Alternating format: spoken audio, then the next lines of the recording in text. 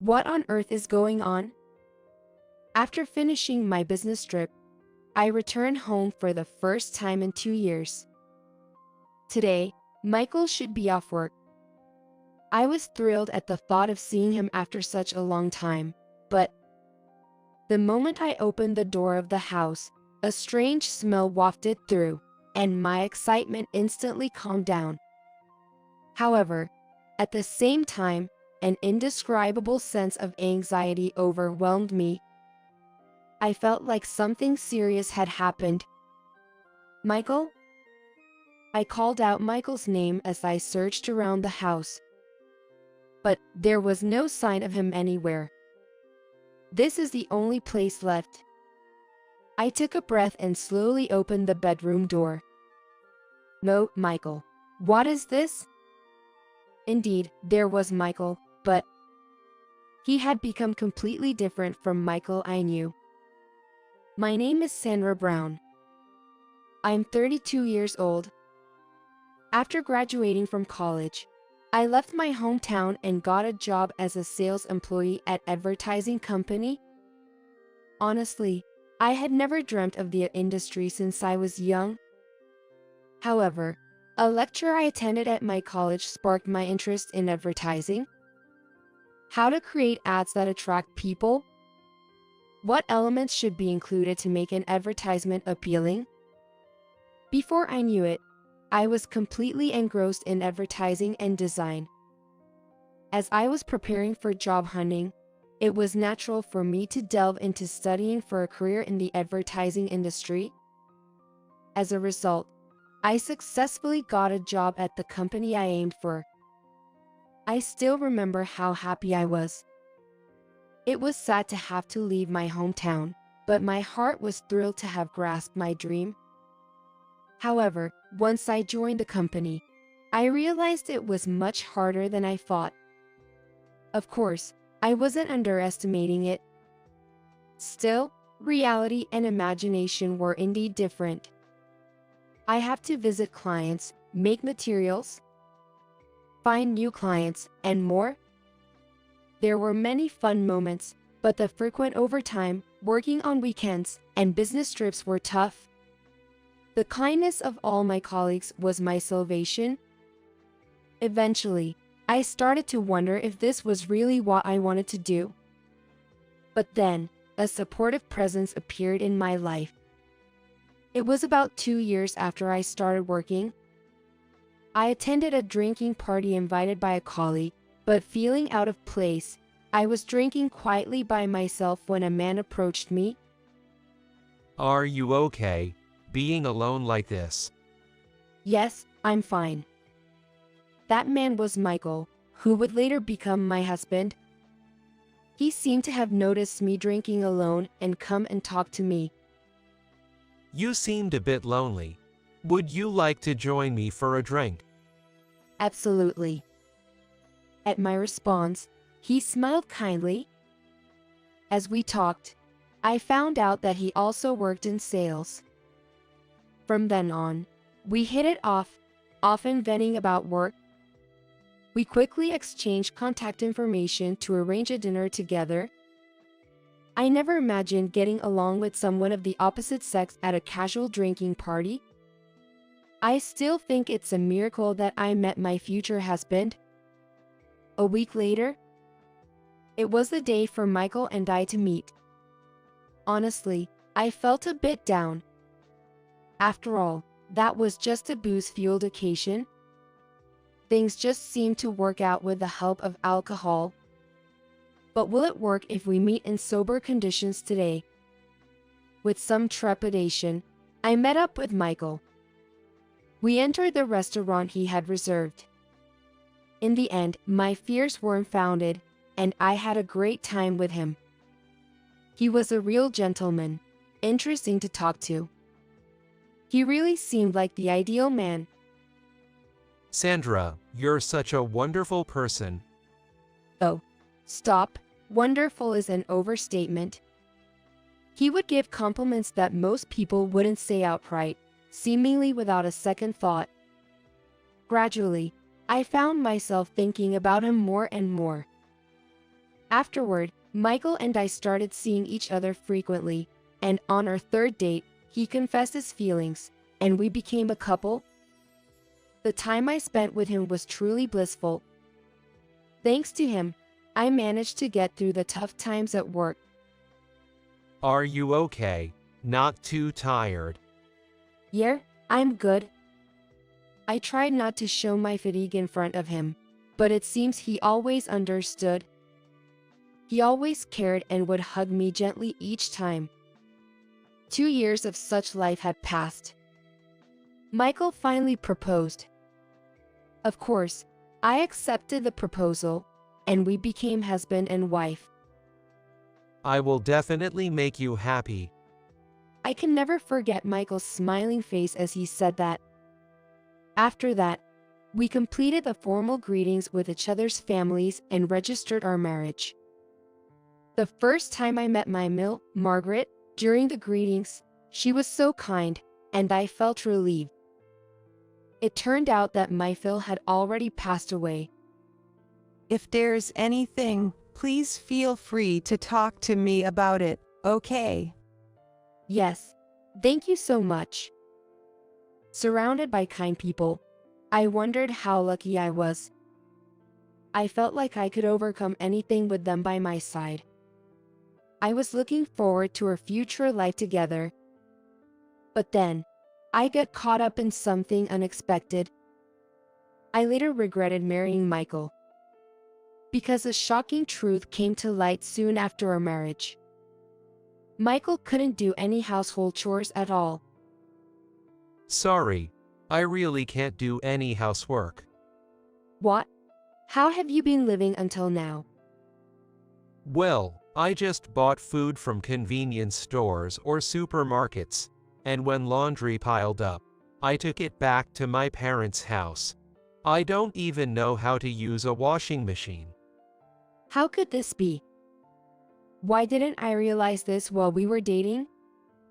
Michael's place always seemed neat when I visited, and he didn't seem like someone who couldn't do any housework at all. From what I gathered, he must have had his mother clean the house. Or maybe he just tidied up to make the room look presentable. That must be something only he knows.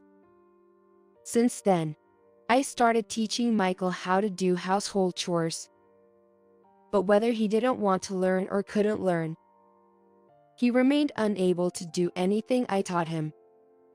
Eventually, I gave up teaching him and took on all the household duties myself. It was hard at times, but somehow I got used to this life. About 2 years after we got married, we had saved enough money to buy a new family home. Living in a family home is more relaxed than in an apartment, as there's less worry about noise. The neighbors were all nice, making our life even more comfortable than before. Michael and I each had our own spacious rooms, and I was happy to have more time to immerse myself in my hobbies. However, this also meant that cleaning became quite a chore. The apartment we lived in before buying the house was quite small, so cleaning was relatively easy, but it's different with a house. Since Michael was utterly incapable of doing household chores, I ended up doing everything: cooking, cleaning, laundry. Even after getting a house, I was still in charge of all the household chores. Michael seemed to have given up on learning chores, and no matter how busy I was with work or household tasks, he never helped. Perhaps it was after buying the house, I began to notice something off about Michael. He seemed distant or something like that. He didn't pay much attention to me anymore. Even when I spoke to him, his responses were curt, and it seemed like he was coming home later and later. Well, we had been married for a few years, so maybe it was normal. Still, I couldn't help feeling lonely. Hey, what time will you be coming home today? I don't know. Okay. Oh, here's your lunch. Thanks. More than anger, I felt sadness and anxiety swirling inside me. Had I unknowingly done something to make Michael dislike me? But no matter how much I thought about it, I couldn't pinpoint anything.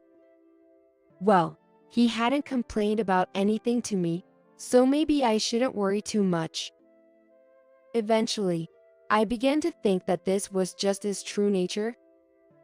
That was the easiest way for me to make sense of it. It would be different if he complained about the food being bad or the house being untidy. There were several other troubling things about him. He would come home late without telling me what time.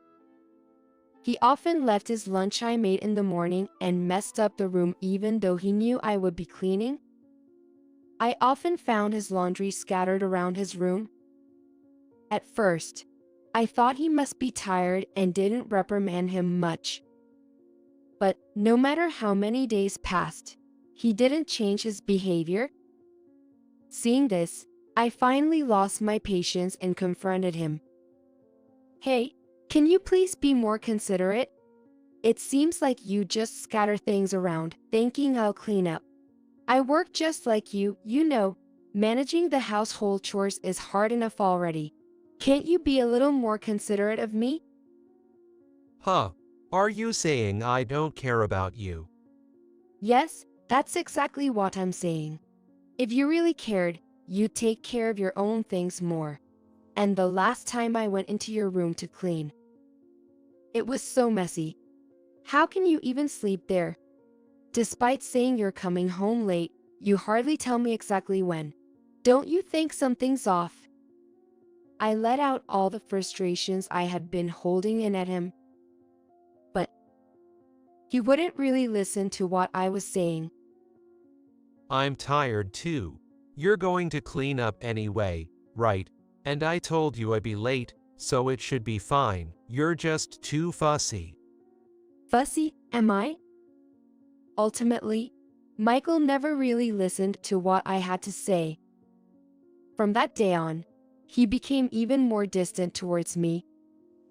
Not only did he continue to respond coldly when I spoke to him, but he also started to ignore me. Even when I cleaned his room or took care of his things, he no longer thanked me. I considered giving up on the household chores several times. But I knew that no matter how messy the room got, he would just live in it.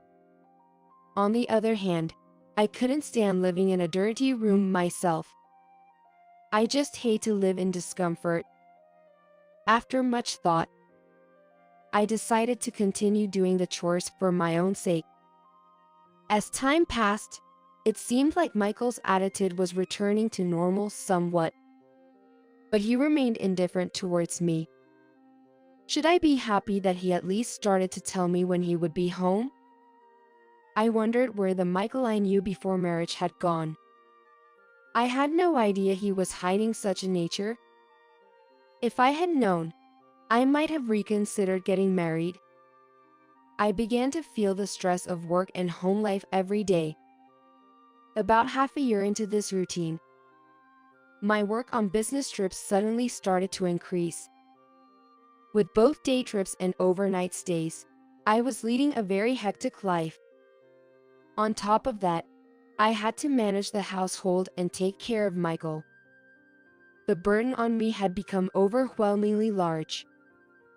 However, perhaps because he saw what I was going through, Michael began to change gradually. Hey, Sandra, are you okay? What do you mean? You know, with the chores and work, everything. Well, yeah, I'm okay, I guess. I was taken aback by his sudden concern. Was Michael actually worried about me? It was such a rare occurrence. Was it in my dreams? Afterward, Michael continued to show concern for me. Have you been on business trips a lot recently? Are you okay?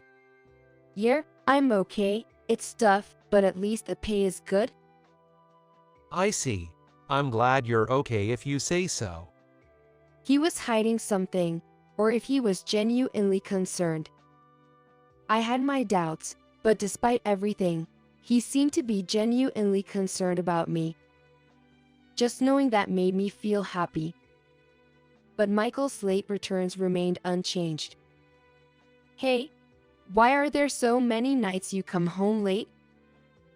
Is it really that often? I have a lot going on, like overtime and socializing with my boss. I see. Indeed, his pay stubs showed overtime pay. And I could understand the socializing part. Still, it seemed excessive. I even wondered if Michael might be cheating. I had thought about that. However, I just couldn't see him as that type of person. I still believed in him somewhere deep down. I couldn't understand why I was so convinced he would never cheat.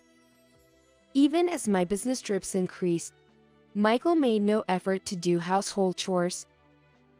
Incapable of even heating up a ready-made curry, he resorted to convenience store meals or eating out. When I was away on long business trips, he would even ask his mother to come over to our house. I had hoped he would learn to manage himself, but he seemed to have no intention of doing so. It was more reassuring to have his mother over than to let him mess up the house. But that, undoubtedly, increased her burden. I'm really sorry for the trouble my frequent business trips have caused. It's okay, Sandra. You haven't done anything wrong, but sooner or later, we need to teach that boy how to take care of the house. I'm worried about the future. Well, I can teach him household chores anytime. You're right. I'm sorry. I'll talk to him too. Really, thank you. Margaret spoke kindly, but her tone seemed a bit cold. Of course, Michael was unaware of such a conversation between me and his mother. He just lay on the sofa, watching TV as usual. This show is so funny. Oblivious to my presence in the kitchen, he started talking to me. What show? Oh, sorry. Are you washing the dishes? He said sorry but didn't seem to feel guilty. At first, I was angry at him for this, but I've gotten used to it now. It's sad when I think about it. However, the day was coming when this routine would end. One day, I was offered an opportunity for an overseas business trip. It was a stressful job, but fulfilling. I could have declined, but I decided to take it. The trip would last 2 years. During that time, Michael could go back to his parents' house or try to manage the household chores himself. That night, when I discussed the trip with him, he was surprised. Are you going to be on the business trip for that long? Yo, that's right. I could have declined, but I wanted to challenge myself. I know it's going to be a burden on you during this time. Not seeing each other for a while was certain. I would have been happy if he felt even a little lonely, but it didn't seem like he had those feelings much. I got it. Good luck. I'll try to manage things on my own. He said that with a big smile. Are you sure you'll be okay? Yay, don't worry. His reaction made it seem like he couldn't wait for me to leave.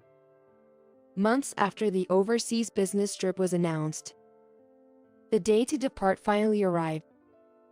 Are you really okay with this? Yeah, don't worry. If anything happens, I'll just ask my mom for help. I see. Anyway, are you on time? Oh, I might be running late. I'm heading out now. Michael seemed eager for me to leave, probably wanting some space to himself. Honestly, it was infuriating, but there was no time to complain. I sincerely said goodbye to him and left the house. For the next 2 years, I worked overseas. There were many challenges, but it was an enjoyable life. This experience has become nourishment for my life. I was certain of it. While overseas, I kept in touch with Michael regularly. I was relieved to hear that he was able to live with the help of his mother. Initially, we mostly talked on the phone, but gradually shifted to text messages. From the messages, I could tell he was doing good, so I wasn't too worried. 2 years later, my business trip ended, and the day to return home arrived. I was somewhat excited to see Michael face to face after such a long time. My steps were light. He would be home, taking the day off as usual. I wanted to ask about his life while I was away and share my experiences abroad. Excited, I unlocked the front door. But my excitement quickly faded. A foul smell wafted through the air. It was causing me to break out in a cold sweat. It felt like something terrible had happened. I set my luggage down and searched the house. Where was the source of the smell? Where was Michael? My hands were shaking uncontrollably as I opened the door to the room. I checked each room one by one, and finally, I opened the door to Michael's bedroom. What is this? I couldn't believe my eyes. What on earth is going on? There was Michael, mummified. I couldn't comprehend what was happening in front of me. I need to call the police. I quickly grabbed my phone and called the police. Within minutes, officers arrived at the house. As the investigation progressed, I, being the first to discover the scene, was questioned. I had been messaging with someone up until just before the end of my trip, feeling suspicion that someone else was involved. I've been on my business trip for about 2 years. When I came back, I found it like this. A business trip, I see. If you find the business trip dubious, you can check with my company. I just got back, so I can show evidence like my plane ticket. May we see that, please? I complied with the officer's request, providing contact information for my company and evidence like my plane ticket. As a result, my suspicions were cleared. However, that raised more questions. Who had been replying to my messages? It was strange that Michael hadn't sought help until his death. And someone from work should have visited the house before it got to this point. I discussed these points with the police and showed them the messages as evidence. Indeed. You've been communicating with him until recently. What does this mean?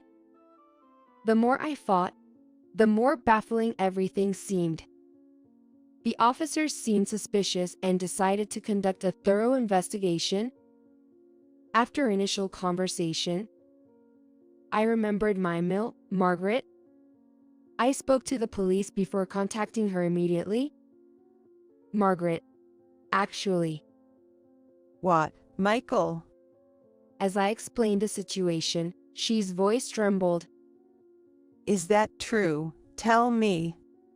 Yes. The police are here investigating right now. All right, I'm coming over now. She said and hung up. Given the close proximity of our homes, she arrived at my house in about 10 minutes. Michael. Ma'am, please calm down. How can I be calm? My son is dead. She tried to push past the police to get to Michael. Understandably, losing one's own son would be deeply saddening. I could comprehend even without children of my own. Sandra, when did you find him? Just now. I just got back and then. That's terrible. Her eyes were filled with sorrow. Later, the police explained what would happen next. Throughout the conversation, Margaret held my hand tightly, staying close to me, her body shaking. A few days later, The police shared the results of their inquiries. It appeared that during my absence, a woman other than Margaret had been coming in and out of the house. Just from hearing about her, it's clear that the woman seems suspicious. Upon asking for her description, it turned out to be a woman I didn't know. To begin with, I didn't know any woman who would visit our home like that. Fortunately, Michael hadn't locked his phone, so after speaking with the police, I checked it immediately. A woman's name caught my eye. Patricia Russell. The messages made it clear she was a work contact, but I couldn't shake the feeling that their relationship went beyond just that. Meetups, movies, drinks. From what I could gather, it seemed that Michael and Patricia were having an affair. As I went through the messages, words like hotel and date were scattered throughout the messages. It turned out she had been visiting our home and taking care of him while I was away. This can't be. Did you find something? Well, I told the officer about the existence of Patricia and expressed my suspicion that she was definitely the woman who had been coming and going from our house. The officer reviewed the messages and agreed with my assessment. Later, they decided to contact her directly to gather more information. A few days later, the police contacted me again. Apparently, Patricia expressed a desire to meet with me. Despite having had an affair, she dared to request a meeting with me, Michael's wife. Feeling overwhelmed by the recent events, such thoughts crossed my mind. According to the police, she was not involved in the main incident. That only deepened my curiosity about who had been messaging me. Okay, in a week, then, amidst growing doubts, I decided to meet with her. Maybe she knew something? What were her thoughts on the affair? I wondered. Eager for the truth, I awaited the day. A week later, I went to the specified meeting room and met Patricia face to face. I thought she had no common sense, because she was a cheater. However, my thoughts were quickly overturned. I'm truly sorry. What? I had an affair with Michael. I frequented your house. I know it's unforgivable. I'm so sorry. She immediately apologized upon seeing me. Well, Oh, I'm sorry. So sudden. how did you and he? I asked her how she met Michael.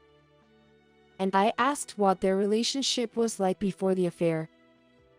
As expected, she said they were superior and team members at work, and she became his direct supervisor in their work relationship. They became more and more involved in sexual relations. She had been taking care of Michael while I was on business trips. But then, she revealed a shocking fact. I didn't know Michael had died. I found out from the police. That's odd. What happened at work? He quit over a year ago. He quit? Yes, he was tired of it all, and it's hard for me to say this, but he said he wanted to divorce you and marry me. He thought he could live off my salary without working. Hearing about his selfishness, I was speechless. To think he wanted to leave me to marry Patricia, and then quit his job to live off her salary? I was a bit shocked to realize that he was more selfish than I had initially thought. Thank you for sharing this with me. It's nothing. But you didn't know he had died? When did you stop visiting? Over a year ago. Why? Even though Michael wanted to marry you? I couldn't help but speak harshly. The conversation turned tense, but Patricia explained what happened. After a few months of my departure, she used to visit our house every 5 days, primarily to care for Michael. At first, it seemed to be going well. She felt like an exciting new married life. But her enthusiasm quickly faded. The reason was Michael's inability to maintain the household. Despite being cautioned, he made no effort to tidy up.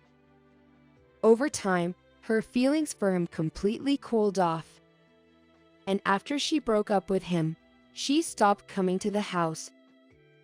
After quitting his job, he contacted her repeatedly. He wanted her to come back and to start over. The messages varied, but consistently expressed his desire to reconcile. However, she no longer felt the same way and continued to ignore him. Eventually, the communications from him stopped completely.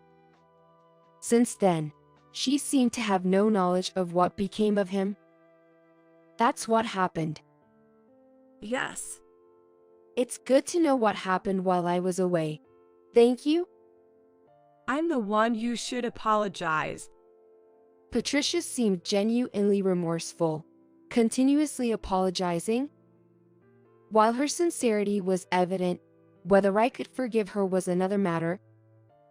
Fortunately, she offered to pay compensation, which I accepted. It was clear she had no direct involvement in the incident. But the mystery only deepened.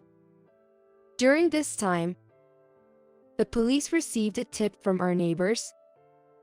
The person who had seen my mill, Margaret, entering the house just days before my return. The police also viewed her with suspicion due to this eyewitness information. If that's true, then she must know something. Without prior knowledge, I hadn't thought to check messages between Michael and his mother. Until now, it never occurred to me that she might know something, so I never thought to check the messages between them. Upon reflection, I think if I had looked at all the messages from the start, things might not have escalated to this point. I went through each messages carefully. Then, a particular message caught my eye. Was he feeling ill? After Michael was dumped by Patricia and left alone, it seems he fell ill. He couldn't seek help from Patricia or me. In that situation, Michael reached out to his own mother. However, the response from her was cold and distant. Just deal with it on your own. She had said other things that seemed like she was abandoning him. I'm tired of caring about you. Whatever happens to you doesn't matter to me. It was hard to believe that his mother, who seemed to adore Michael so much and grieved his death more than anyone, would say such things. But looking at the messages, it was clear she was involved somehow. Reading those messages from her confirmed my suspicions. After submitting the messages from the smartphone to the police, they decided to summon her for questioning. The police contacted her, and it was arranged for us to speak at the police station on a later date. I was allowed to be present, so I decided to attend. On the day of the meeting, Margaret arrived at the police station looking somewhat irritable. Hasn't the culprit been caught? What about that woman who was taking care of Michael? Please, calm down. After being admonished by the officer, she crossed her legs and glared at us. The police then relayed information from neighbors about her frequent visits to the house and the messages I had seen. The neighbors saw me. That's no proof. She's much more suspicious than I am. But you were seen entering and leaving the house recently, right? Where's the proof? It's not just about proof. We've heard from several neighbors, not just one. How do you explain that? She seemed very agitated. She was breathing heavily and snapping at the police officer. Watching this, I became even more suspicious of her. Margaret, do you really know nothing? I don't know anything. Is that true? How long were you visiting the house? I don't remember. What about the neighbors' statements? Are you suggesting the police are lying, or that the neighbors have conspired against you? Yes, it is. But think about it.